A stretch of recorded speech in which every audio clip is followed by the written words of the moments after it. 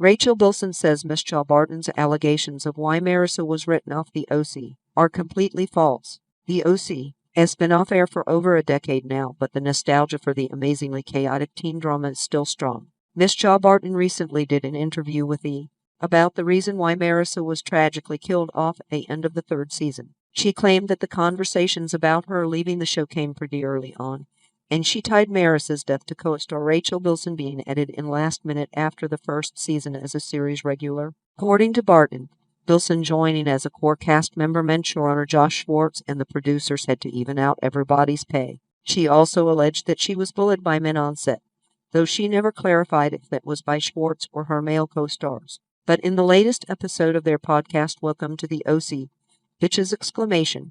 Bilson and Melinda Clarke, who played Marissa's mom, Julie Cooper, addressed Barton's allegations, admitting they don't think they are an accurate portrayal of what led to the actor being written off the show. Bilson noted that she wanted to discuss what Barton said in hopes that Mischa would hear us talk about it and would be willing to come join us on the show so we could hear her entire perspective and what she is saying that she experienced. With total honesty and transparency, I cannot speak for somebody else's experience, and we have talked about this, Rachel, that someone who is 1,516, 17, 18, that amount of hours of work and pressure at such a young age, at best you're exhausted, and at worst it's overwhelming and chaotic, so it kind of breaks my heart a little to know. We knew there was a lot of pressure, but if it was really that bad of an experience, that's not right for any young person, said Clarke. But some of the comments were very perplexing to me, so I don't know what the truth is about that. Bilson added, the one thing that I can say, in one of her first comments, she says that I was added at last minute after the first season, which is actually completely false and not what happened.